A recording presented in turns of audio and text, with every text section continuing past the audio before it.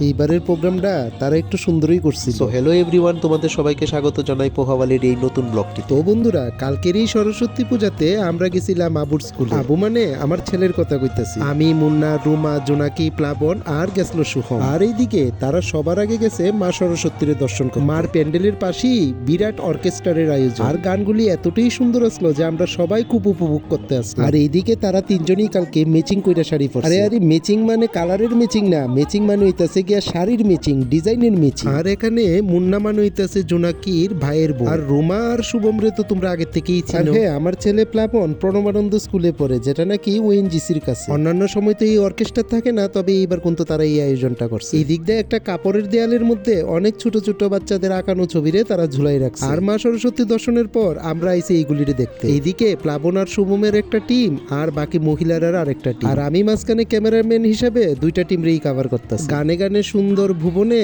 ঘুরতে খুব মজাই লাগে। এবছর তার প্রসাদের আয়োজনও অনেকটাই বড় আছে। যতটুকু জানতে পারছি 7,000 লোকের মতো আয়োজন করছে তারা। তাই সিঁড়ি বাইয়া আমরা উপরে উঠছি একটা হল ঘরে। আর এইদিকে খাবারের মেনুতে আসলো পোলাও, ডাল, পনির আর আসলো গিয়া সেটা পকোড়া। হ্যাঁ বন্ধুরা, তোমাদের স্কুলের মধ্যে কি আয়োজন আসলো এটা কিন্তু অবশ্যই কমেন্ট কইরা জানাইবা। যদিও পকোড়া বা জল আমরা কিন্তু কোনোটাই পাইছি না। 12টা থেকে 4টার মধ্যে আসলো এই প্রসাদ দেবার টাইম। সব কাজ শেষ করে যাইতে যাইতে আমরা বাচ্চা প্রায় 3টা। তাই খাবারের শেষ মুহূর্তে যাওয়াতে আমরা অনেক কিছুই মিস করছি। যাই হোক বন্ধুরা, এই খাবারটা মেইন আসলো না, আসলো ঘোরাঘুরিটা মেইন। তো কেমন লাগলো এই প্রতিবেদনটি অবশ্যই কিন্তু তোমরা জানাই। তারপর গিয়েছিলাম অন্য আরেকটি জায়গাতে দেখার জন্য।